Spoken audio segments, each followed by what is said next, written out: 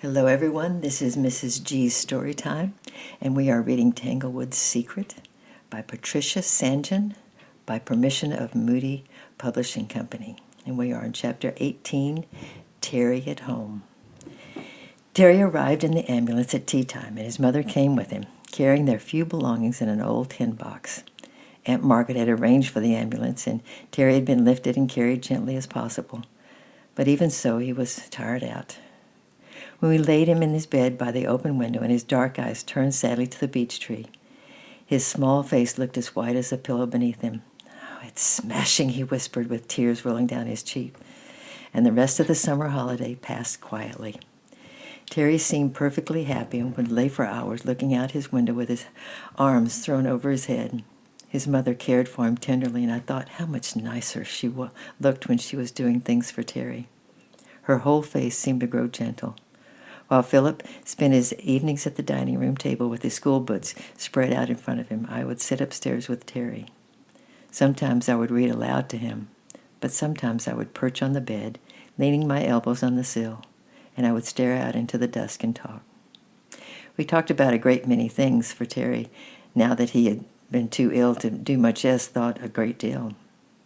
We often went back to those happy days in the wigwam and talked about the nest and the animals, and sometimes we talked about the accident and about the hospital and the long, dreary days in the dark hut.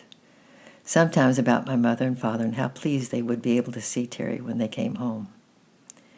"Ruth," said Terry suddenly as we sat in the twilight one evening, "what's dying like?"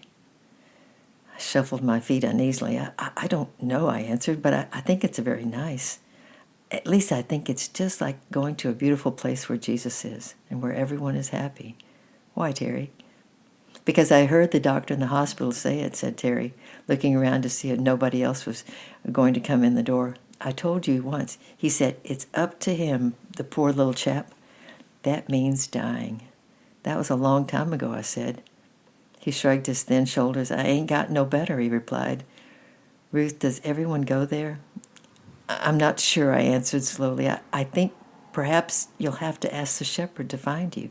I think you have to belong to him. But that's quite easy, Terry. You only have to ask to be found, like the sheep in the picture." He frowned. "I was a bad boy," he admitted doubtfully. I pinched every such a lot of things whenever I could lay my hands on them. The cops nearly got me once. "I think it would be all right all the same," I assured him, "but Terry, I'll ask Mr. Robinson to come and see you. He could tell you about it even so much better than me." And there was a pause. Terry didn't seem very happy at the thought of Mr. Robinson coming to see him. "Ruth," he said at last, "where's the picture? The one you gave us?" "Oh, you mean my picture?" I answered. "I don't know, Terry. I suppose your mother's got it."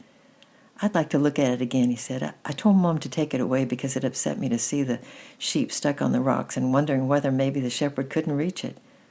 But as it's Jesus, I expect he could reach it anywhere, couldn't he?" "Oh, yes," I answered, feeling very sure of myself. "Jesus can reach anywhere. Nobody could stray away so far that Jesus couldn't bring them back. Mr. Robinson told me so, and if you needn't worry about the sheep, it's quite all right." "What I'd like," went Terry rather dreamily, "would be a picture of that sheep after the shepherd had picked him up, when he's safe in the shepherd's arm and being carried home. I'd really like that." "Would you, Terry?" I asked eagerly. "I'll try to get you one. I'll look everywhere and see what I can find." Terry gave a sad little smile and seemed too tired to talk anymore, so we sat in silence until his mother came up to settle him for night, and I slipped downstairs to see whether Philip had finished his lessons. I did not forget my promise to Terry, and on the first Saturday of the autumn term I set out to ask Mr. Robinson's advice about the picture. Philip had to stay at school to play in a football match, so I had to go alone. Mrs. Robinson was sitting at the window sewing, so I stopped and had a chat and a chocolate biscuit with her. The twins were rolling around in playpen, and I had a game with them. So when at last I reached the church where Mr. Robinson was getting ready for the Sunday services, it was quite late in the afternoon. So I told him straight away why I'd come. "Mr. Robinson," I started, walking up the aisle very fast, "do you remember the picture you gave me?" He stopped what he was doing and sat down on the steps. I sat beside him. It was one of those nice things about Mr. Robinson.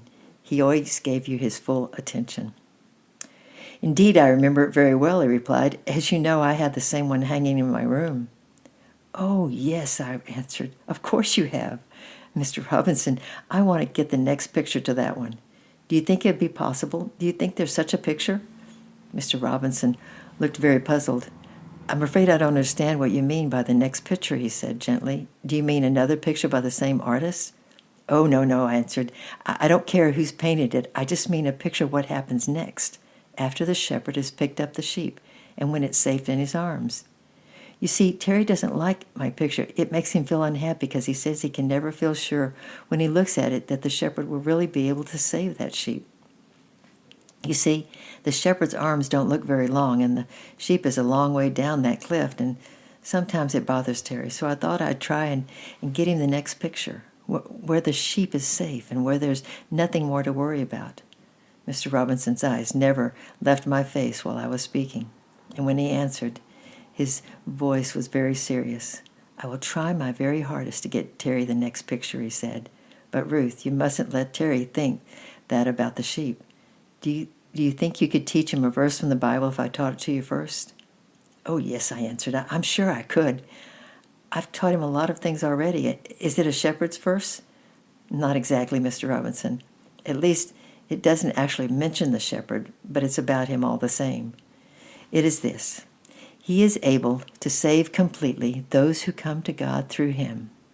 However far the sheep have strayed, however high it has climbed, however low it has fallen, the shepherd could still reach it.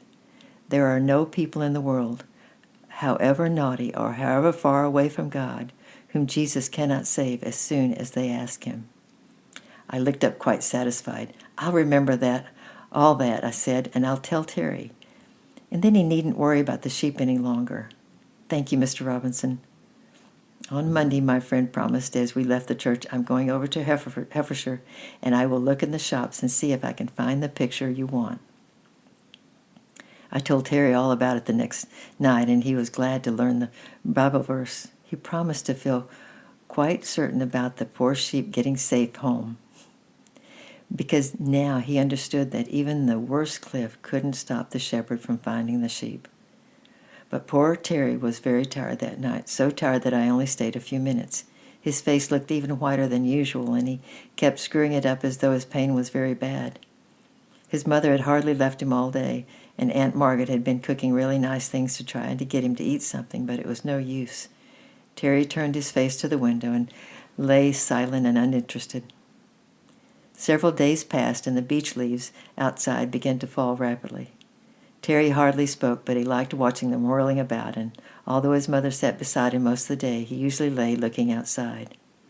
The doctors came 2 and 3 times during the week, but each time he looked so sad and serious that I dare not ask him how Terry was getting on and when he would be able to play again.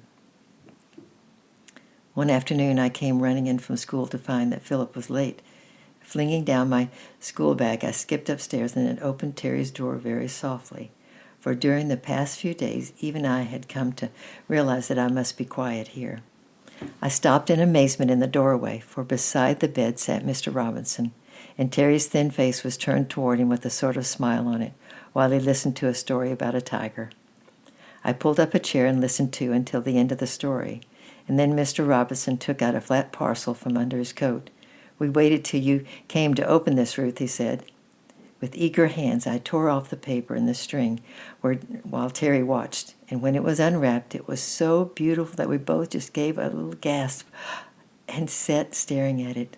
We were so pleased. It was a framed picture of a meadow full of clean white sheep, all walking one way and nibbling the grass as they went. In front of them walked a shepherd with a crock. In his arms lay a little lamb, peacefully asleep. It was Terry who spoke first. Where is he carrying him to? He asked suddenly in a worried voice. Home, Terry answered Mr. Robinson with a look on his face I did not understand then. Safely through each day until they get home. Where's home? Went on Terry. It's a place where the shepherd lives and where we see him face to face, Mr. Robinson replied. Shall I read you something about home, Terry? And the boy nodded, and Mr. Robinson took the New Testament from his pocket and read in a slow, clear voice about the place where God lives. And God shall wipe away all tears from their eyes, and there shall be no more death, neither sorrow nor crying, neither shall there be any more pain. There was another long silence, and then Terry spoke again. "Core," he whispered thoughtfully, "no more pain. That'd be brilliant." After a minute's thought, he added, "Can everyone go, or just good people?" "Why, yes," answered Mr. Robinson. "The gate is open for everyone who wishes to come in and who belongs to the Good Shepherd, whether they've been bad or good. You see, the Good Shepherd died to make every one of us fit to go in. Then there's an old hymn which goes, 'He died that we might be forgiven. He died to make us good, that we might go at last to heaven, saved by his precious blood. There is no other good enough to pay the price of sin. He only could unlock the gate of heaven and let us in.'" There was another silence that Terry whispered, "Tell me some more about the tigers." And while he lay listening to the tiger story, Terry fell fast asleep with his hand on his picture, and Mr. Robinson and I tiptoed out of the room. Philip and I went shopping the next Saturday, and we bought 2 daffodil bulbs for Terry and some fiber to plant them in. We thought we'd put them in the bowl on the windowsill so he could watch the green shoots and the golden flower blossoms next spring. We sat on the floor burying them in the pots, and Terry lay watching us listlessly. "Funny," said Philip suddenly, "you wouldn't think there was a daffodil hidden down inside this dead-looking old thing, would you?" "No," I replied, "you wouldn't. There's hardly seems room to pack it all inside. I'm going to bury mine near the top, and then they'll come up quicker." "Won't make any difference," said Philip. "It won't come up until its proper time, and when that comes, however far under the earth it's lying, it will shoot up at once." I was about to argue this when I caught sight of Terry's face, whiter than usual and all twisted with pain. I wiggled near the bed and took hold of his hand. "Oh, Terry, poor Terry," I cried. Is it very, very bad? Shall I fetch your mother?" He shook his head. "No," he whispered. "She gets so upset when the pain's real bad." Then with a sob he added, "Wish I could go to that place where there ain't no more pain." Philip and I were very upset, for we had never seen Terry like this before. He was such a brave little boy and hardly ever mentioned how much he suffered. "I think," said Philip softly after an uneasy silence, "that we'll ask God to take away your pain and help you to go to sleep, like in the Bible when the people came to him and he stopped their pains. Kneel down, Ruth, let's try." Philip had never prayed aloud before, and the words came very haughtily. "Dear God, please take Terry's pain. Please make him well again. Soon. Please let him go to sleep. Amen." Then we opened our eyes and looked hopefully at Terry, for we almost expected to see the pain gone immediately from his face. Terry's eyes were open already and fixed on his picture, which hung just above his bed. There were many footsteps up and down the house that night while we lay asleep, for Aunt Margaret and Terry's mother did not go to bed at all. The doctor arrived just before midnight, but no one heard the feet of the Good Shepherd when he drew near and picked Terry up in his arms. Philip's prayer was answered in a way we never dreamed of. Before the sun had risen again, before the stars were high in the sky, Terry left his twisted, suffering body and all his pain behind him forever. The shepherd had carried him home. I love you, and I'm praying for you. Tomorrow we'll have Chapter 19, Mr. Tandy Explains. Bye-bye.